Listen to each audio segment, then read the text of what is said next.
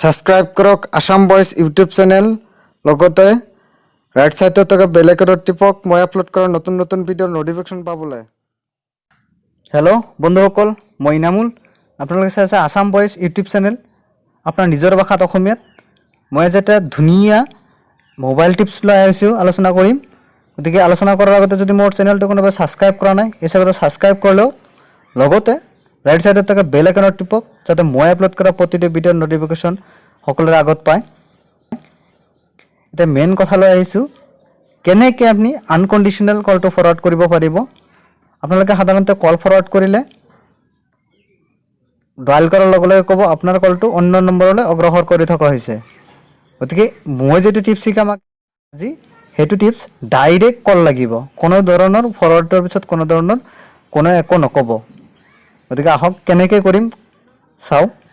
Dial পেডত যাওক, dial পেডত যাই dial কৰক *401 নাম্বাৰটো। মই এটা নাম্বাৰ ডায়াল কৰিছোঁ। বাছ এতিয়া ডায়াল কৰিছোঁ।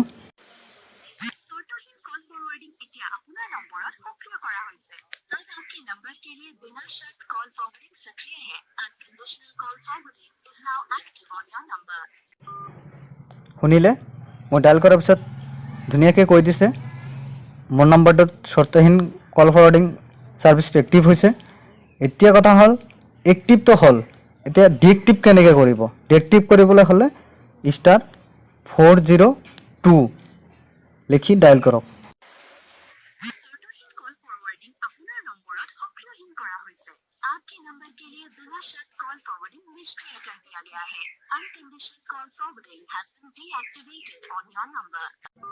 শুনিলে? মোৰ আনকণ্ডিশ্যনেল কল ফৰৱাৰ্ডিংটো ডিএক্টিভ কৰি দিছে। গতিকে এনেকৈ অন্য নম্বৰৰ পৰা নিজৰ নম্বৰত ফোন আনিব, কেনেকৈ আনিব এইটোতো আপোনালোকে বুজিলে। গতিকে যাৰ নাম্বাৰৰ পৰা আপোনালোকে ফোনটো আহিব বিচাৰে যে সেইটো নম্বৰৰ পৰা মোৰ নম্বৰত ফোন আহক, তেতিয়াহ'লে অলপ কষ্ট কৰিব লাগিব। 1 মিনিটৰ কাৰণে তাৰ মোবাইলটো ল'ব লাগিব, আৰু মোবাইলটো লৈ কেৱল *401* আৰু আপোনাৰ নম্বৰটো সেইটো মোবাইলত ডায়াল কৰক। তাৰপিছত চাব সেইটো নম্বৰত যিমান ফোন আহিছে চব আপোনাৰ তাত আহি যাব। এনেকৈ এক্টিভ আৰু ডিএক্টিভ কৰিব পাৰি। ধুনীয়া এটা টিপছ। যদি আপোনালোকৰ ভাল লাগিছে তেতিয়াহ'লে ভিডিঅ'টো লাইক কৰক, শ্বেয়াৰ কৰক, লগতে মোৰ চেনেলটো ছাবস্ক্ৰাইব কৰক।